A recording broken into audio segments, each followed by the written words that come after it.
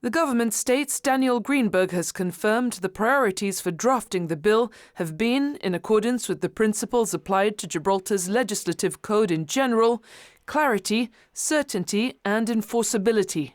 The bill, it says, covers all the substantive issues addressed by the Canadian Act and additional issues relating to the conduct of public business, for example, in relation to keeping records of meetings.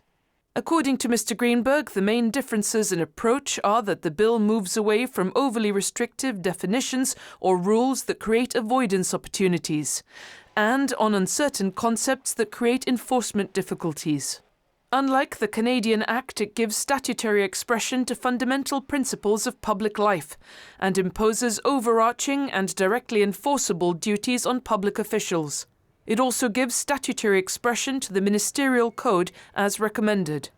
The bill, the government says, uses a legislative hierarchy to ensure that principles and fundamental provisions are set out in the primary legislation, and that secondary legislation is used to provide certainty, as well as flexibility to update provisions.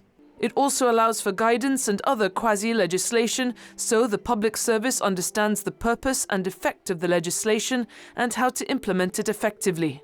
On enforcement, the bill enacts a spectrum ranging from criminal offences to formal and informal action by the Independent Commissioner of Standards, so that minor or inadvertent mistakes can be corrected in a proportionate manner and criminality reserved as an effective deterrent for deliberate misconduct.